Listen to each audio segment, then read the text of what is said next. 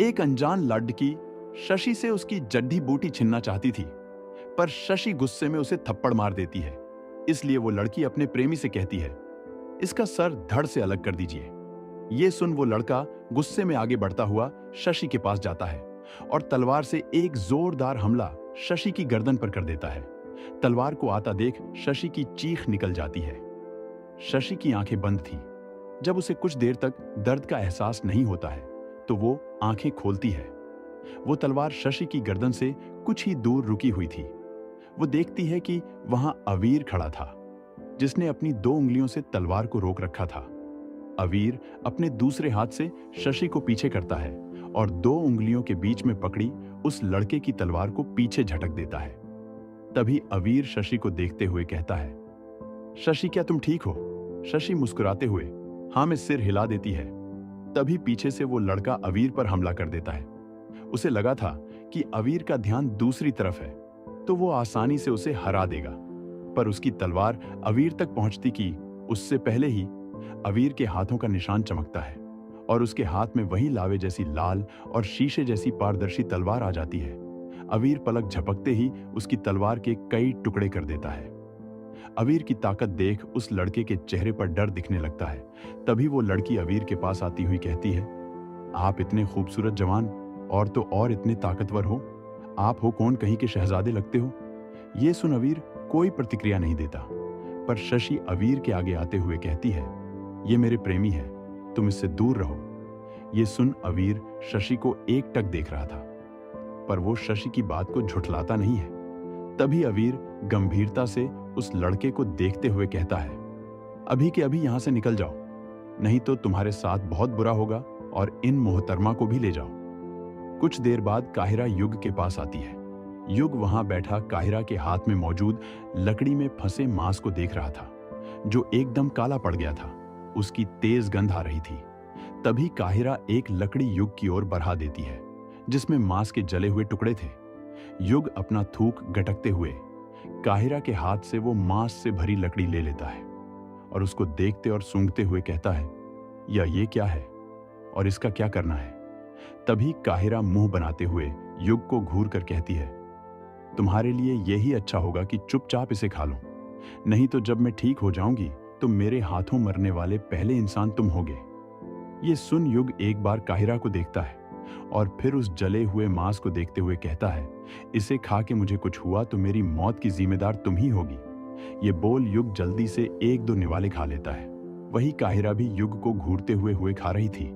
तभी वो युग को देखते हुए बोली, युग क्या तुम्हें इसे खा के कुछ अजीब सा नहीं लग रहा। काहिरा को थोड़ा थोड़ा नशा सा हो रहा था। तभी युग मुस्कुराते हुए कहता है, तुमने जो बनाया है अजीब सा तो लगेगा। वो ये बोल ही रहा था कि उसे भी कुछ अजीब सा महसूस होता है। वो जल्दी से उस मांस के टुकड़ों को सूंघते हुए काहिरा को देख कहता है, तुमने इसमें क्या डीडी ढाला है, मुझे दिखाओ। तभी काहिरा कुछ सोचते हुए वहां से एक शीशी लाके दिखा देती है, जिसे देख उसके मुंह से खाना बाहर आ जाता है। उसे खांसी आने लगती है। उसके हाथ में मौजूद मांस से भरी लकड़ी नीचे गिर जाती है। युग को अजीब सी हरकतें करते हुए काहिरा युग को घूर कर बोलती है, क्या है ये, जल्दी बोलो क्या था इसमें। ये बोलते हुए उसकी जुबान लड़खड़ा रही थी। तभी युग अपना हाथ सिर के पीछे रखते हुए झूठी मुस्कान के साथ कहता है, ये एक दवाई है। ये सुन काहिरा शक भरे लहजे में युग को देखते हुए पूछती है, कैसी दवाई। तभी युग सिर नीचे करते हुए धीरे से कहता है, कामोद्दीपक औषधि है। ये सुन काहिरा शर्माते और गुस्सा करते हुए युग से कहती है, तुम गंदे आदमी, इससे अपने पास क्यों रखा है, मैं यहां नहीं रह सकती, मुझे यहां से जाना होगा। ये बोल काहिरा वहां से बाहर जाने लगती है। तभी युग काहिरा का हाथ पकड़ी उसे रोकते हुए कहता है, रुको, तुम बाहर नहीं जा सकती, वहां खतरा है। और फिर मजाकिया लहजे में कहता है, उनमें से कुछ जानवरों की दिलचस्पी इंसानी लड़कियों में भी होती है। कामोद्दीपक एक उत्तेजना बढ़ाने वाली औषधि थी। वही काहिरा युग के सीने से लगी हुई थी। वो धीरे से बोली, यहां बाहर से भी ज्यादा खतरा है। ये बोल वो सीधा युग के होठों पर अपने होंठ रख देती है और युग को चूमने लगती है। युग खुद को रोक रहा था, पर दवाई का असर उस पर भी था, इसलिए वो ज्यादा देर खुद को रोक नहीं सका और वो भी काहिरा को वापस चूमने लगता है। कुछ देर बाद वो दोनों बिस्तर पर नजर आते हैं। दोनों के शरीर पर कपड़े नहीं थे। तभी युग वहां से उठकर बाहर की ओर चला जाता है। उसने सिर्फ पैंट पहन रखी थी। उसके शरीर के ऊपर का हिस्सा बिना कपड़ों के था। वो बाहर झरने के पास जाते हुए ऊपर से गिरते पानी के नीचे बैठ जाता है। काहिरा अभी भी अंदर बिस्तर पर बिना कपड़ों के लेटी हुई थी। उसकी आंखों में हल्के आंसू थे। दूसरी ओर युग अभी भी झरने के गिरते पानी के नीचे बैठा था। उसकी आंखें बंद थीं कि तभी उसे अपने बिना कपड़े के सीने पर हल्की चुभन महसूस होती है। वो जैसे आंखें खोलता है, उसे सामने काहिरा खड़ी दिखाई देती है, जिसके चेहरे पर गुस्सा था और उसकी तलवार युग के सीने पर तनी हुई थी। तभी युग पछतावे भरी आंखों से काहिरा को देखता है, मानो उसकी आंखें कह रही हों कि तुम्हारे गुस्से को जिससे शांति मिले वो कर लो। काहिरा बहुत कोशिश करती है, पर उससे युग पर वार नहीं किया जाता है।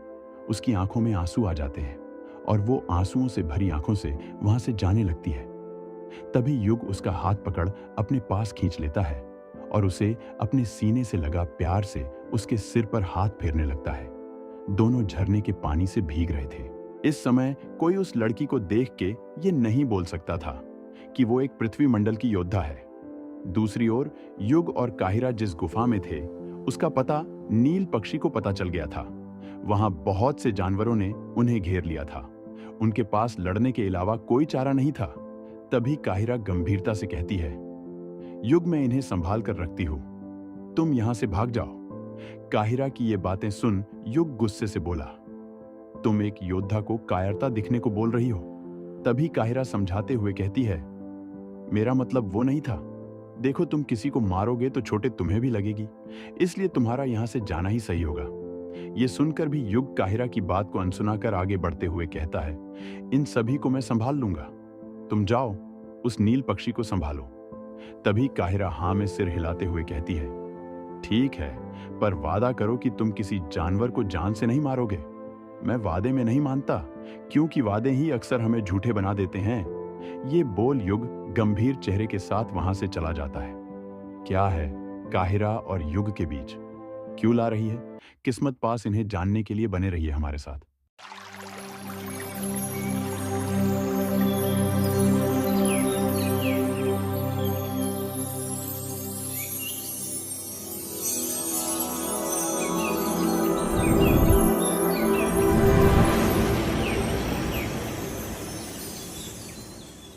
दूसरी ओर युग और काहिरा जिस गुफा में थे, उसका पता नील पक्षी को पता चल गया था। वहां बहुत से जानवरों ने उन्हें घेर लिया था। उनके पास लड़र देने के अलावा कोई चारा नहीं था। तभी काहिरा गंभीरता से कहती है, युग मैं इन्हें संभाल कर रखती हूं, तुम यहां से भाग जाओ। काहिरा की ये बातें सुन युग गुस्से से बोला, तुम एक योद्धा को कायरता दिखाने को बोल रही हो। तभी काहिरा समझाते हुए कहती है, मेरा मतलब वो नहीं था। देखो, तुम किसी को मारोगे तो चोट तुम्हें ही लगेगी, इसलिए तुम्हारा यहां से जाना ही सही होगा। मैं अकेले इन सभी को संभाल लूंगी। ये सुन युग आगे बढ़ते हुए कहता है, इन सभी को मैं संभाल लूंगा, तुम जाओ उस नील पक्षी को संभालो। युग की जिद को देख काहिरा हार मानते हुए हाँ में सिर हिलाकर कहती है, ठीक है, पर वादा करो कि तुम किसी जानवर को जान से नहीं मारोगे। मैं वादे में नहीं मानता, क्योंकि वादे ही अक्सर हमें झूठा बना देते हैं। ये बोल युग गंभीर चेहरे के साथ वहां से चला जाता है और काहिरा उसकी बिना कपड़े की पीठ देखती रह जाती है। दूसरी ओर युग वहां एक चट्टान पर खड़ा था। बहुत से जानवर नदी को पार करते हुए एक पत्थर से दूसरे पत्थर पर कूदते हुए युग की ओर बढ़ रहे थे। वहीं एक जानवर वहां पड़े कुछ मांस के टुकड़ों को सूंघता है, जो कि उन जानवरों के थे जिन्हें युग ने कुछ देर पहले मार दिया था। उनकी खुशबू पाते ही वो जानवर गुस्से से चीखने लगता है, पर यहाँ उसकी चीख से भी ज्यादा तेज आवाज नील पक्षी की थी, जो कि आसमान में गूंज रही थी। तभी काहिरा तेजी से उड़ते हुए नील पक्षी के सामने जाकर खड़ी हो जाती है। वही युग के ऊपर एक जानवर हमला कर देता है। तभी उसकी आंखें नीले रंग में चमकती हैं और वो जानवर कुछ किलोमीटर दूर जा गिरता है। वही नील पक्षी का ध्यान युग पर था। वो युग की नीली आंखें देख हैरान था। वो उन्हें अच्छे से पहचानता था। युग की आंखें नीली इसलिए होती है क्योंकि उसने नील आत्म अग्नि को जागृत किया है, जो कि किसी नील मणि के इस्तेमाल से किया जा सकता है। पर उस नील पक्षी की हैरानी की वजह ये नहीं थी। उसकी वजह ये थी कि युग ने नील आत्मअग्नि को हासिल कैसे कर लिया, क्योंकि नीलमणि होने के बावजूद इसे करोड़ों में शायद ही कोई जागृत कर पाता है। नील पक्षी को अब युग से खतरा महसूस हो रहा था। पहले उसे लगा था कि युग कोई बेवकूफ योद्धा है जिसकी किस्मत अच्छी है और आत्मशक्ति इतनी कम है कि उसे महसूस नहीं हो रही। पर अब उसे समझ आ रहा था कि जो नील आत्म अग्नि को हासिल कर सकता है और अपनी आत्मशक्ति को छुपा सकता है, वो कुछ भी कर सकता है। नील पक्षी का ध्यान युग पर था कि तभी उस पर एक जोरदार वार होता है जिससे उसके शरीर में काफी बद्दा घाव बन जाता है। तभी नील पक्षी एक जोरदार आवाज में गरजता है जिससे सारा आसमान दहल जाता है। छोटे छोटे जानवरों की तो मौत हो जाती है। अब वहां दोनों में खतरनाक लड़ाई शुरू हो जाती है। वहां दूर किसी पहाड़ी पर अवीर खड़ा महसूस कर पा रहा था उन दोनों की खतरनाक आभा जो बढ़ती ही जा रही थी। तभी शशि पूछती है, क्या हुआ अवीर? अवीर आसमान की ओर देखते हुए गंभीरता से कहता है, कहीं दो शक्तिशाली योद्धाओं में मुकाबला हो रहा है जिससे धरती और आसमान दोनों दहाल रहे हैं। दूसरी ओर काहिरा और नील पक्षी दोनों बहुत घायल हो गए थे। काहिरा के मुंह के किनारे से खून निकल रहा था। वहीं नीचे युग लगातार जानवरों को पिटे जा रहा था। उसने अभी तक अपनी तलवार को हाथ भी नहीं लगाया था। वो ज्यादातर जानवरों को देखकर ही दूर फेंक रहा था। जो ज्यादा करीब आ रहे थे उनको हाथों और लातों से मार रहा था। उसने अभी तक किसी को जान से नहीं मारा था, पर जिनको भी मारा था वो अधमरे हो गए थे। वहां ऊपर काहिरा अपने हाथ में एक ऊर्जा का गोला बना रही थी। तभी नील पक्षी भी एक ऊर्जा का गोला काहिरा की ओर फेंक देता है। काहिरा उससे बचते हुए दूसरी दिशा में उड़ जाती है और अपने हाथ में मौजूद ऊर्जा का वो गोला नील पक्षी की ओर फेंक देती है, जो सीधा उसके शरीर से टकरा जाता है। नील पक्षी काफी घायल हो गया था। वो गुस्से से काहिरा को देखते हुए कहता है, बहुत हुआ तुम्हारा, अब नरक में जाऊं? ये बोल। वो आत्मशक्ति जगाते हुए बोलता है, आत्म विनाशक तकनीक। ये बोल वो मुंह खोल एक नीले रंग की शक्ति मुंह में इकट्ठा करने लगता है। वहीं नीचे खड़ा युग जब ऊपर नील पक्षी को देखता है तो उसके चेहरे पर चिंता की लकीरें दिखने लगती हैं। वो धीरे से बोला, ये तो आत्मा को नष्ट करने वाली तकनीक है। इस तकनीक का शिकार होने वाले की आत्मा भी खत्म हो जाती है और उसे कभी भी जिंदा नहीं किया जा सकता है।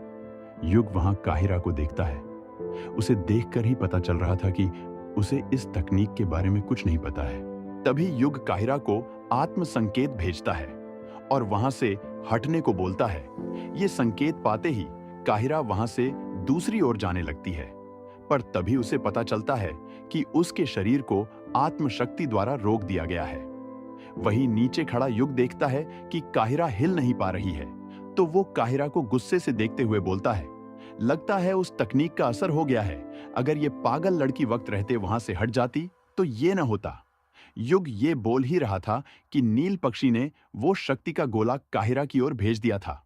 वो गोला काहिरा की ओर बरट रहा था। वो गोला काहिरा के बहुत करीब पहुंच गया था। काहिरा कुछ नहीं कर पा रही थी, बस बड्ढी बड्ढी आंखों से उस गोले को देख रही थी। उसके चेहरे पर घबराहट थी। वो गोला जैसे ही काहिरा के चेहरे को छूता, उससे पहले युग उसके सामने प्रकट हो जाता है और युग वो वार खुद पर ले लेता है। उसके लगते ही उसका शरीर नीले रंग की धुंध से घिर जाता है। उसकी आंखें नीले रंग में चमक रही थीं और शरीर की सारी नसें नीली हो गई थी, जो कि शरीर के ऊपर से दिख रही थी। तभी धुंध में से युग तेजी से बाहर आता है। उसके हाथ में उसकी तलवार थी, जिसमें उकेरे हुए प्राचीन शब्द चमक रहे थे।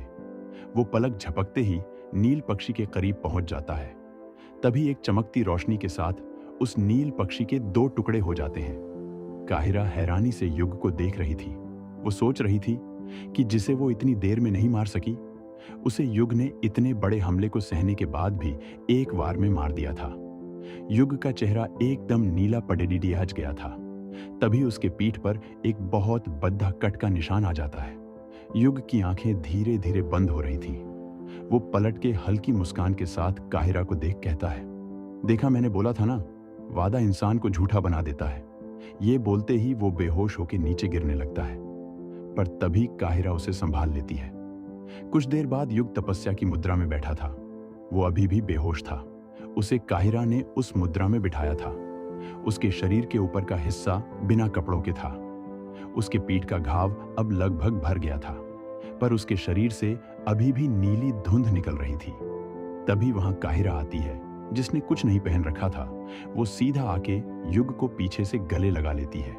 दोनों के शरीर जैसे ही एक दूसरे को स्पर्श करते हैं तो एक हरे रंग का प्रकाश काहिरा के शरीर से निकल युग के शरीर में जाने लगता है, और युग के शरीर से निकल रही नीली ऊर्जा काहिरा के शरीर में जाने लगती है।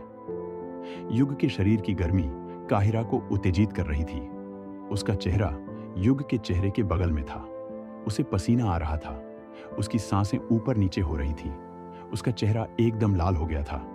तभी वो युग की गर्दन पर अपने होंठ रख देती है और युग को जोर से काट लेती है।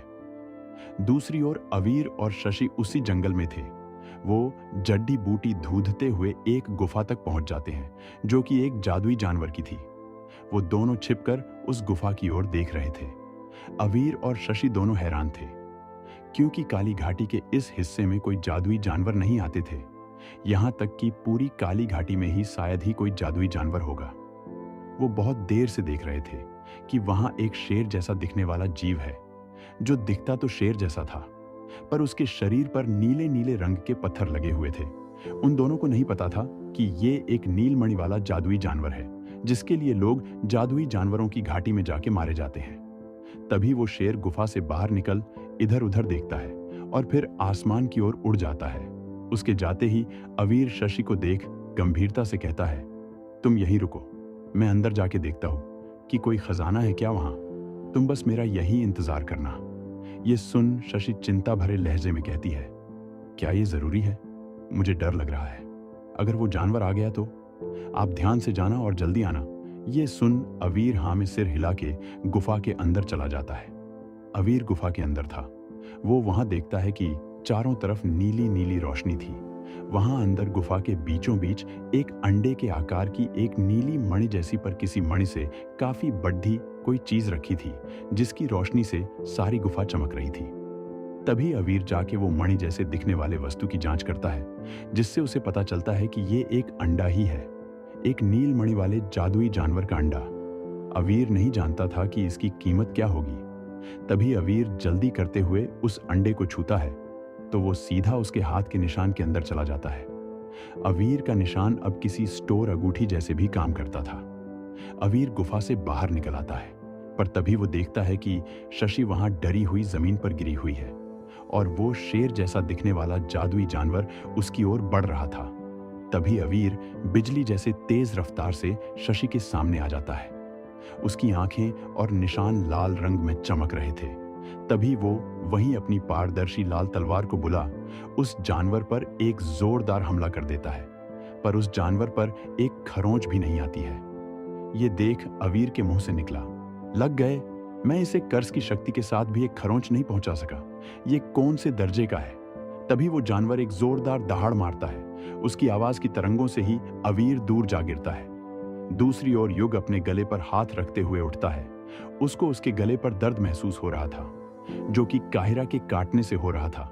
वो जैसे ही उठकर बैठता है तो वो देखता है कि उसके गले में एक लॉकेट लटक रहा था, जिसे देख उसे याद आता है कि एक दिन काहिरा बता रही थी ये लॉकेट उसके लिए बहुत खास है। ये उसके पास बहुत समय से है, पर अब उसने ये युग को दे दिया था। तभी युग उठकर इधर उधर देखते हुए जोर जोर से कहता है, काहिरा, काहिरा, काहिरा। तभी वो बगल में देखता है तो उसे एक नील मणि और पास में काहिरा की अंदरूनी कवच, जो कि काहिरा के सीने के जरूरी अंगों को ढक के रखता, वो पड्डहा था। ये काफी महंगा भी था और इस पर नील पक्षी से पहली लड़ाई के कट का निशान भी था। ये काहिरा ने युग को देके अपना प्यार जताया था। युग भी उससे निशानी मानकर अपनी अंगूठी में रख लेता है। तभी वो नील मणि को देखता है और कहता है, इसका मैं क्या करूंगा? उधर अवीर एक चट्टान से टकराकर जमीन पर गिर गया था और शेर उसके ही ओर बढ़ रहा था। वहीं पास में शशि डरते हुए अवीर के पास जा खड़ेडी होती है। ये देख अवीर गंभीरता से बोला, तुम्हें यहां नहीं आना था, उसका ध्यान मुझ पर था, तुम्हें भाग जाना चाहिए था। ये सुन शशि नाराजगी से कहती है, आपको अकेला छोड़ कर कैसे जाती? वो इतना बोलती है कि तभी वो शेर उछल के उन पर हमला कर देता है। शशि डर के मारे आंखें बंद कर अवीर के सीने से लग जाती है। तो क्या होगा शशि और अवीर का? और कहाँ है काहिरा जानने के लिए बने रहिए हमारे साथ।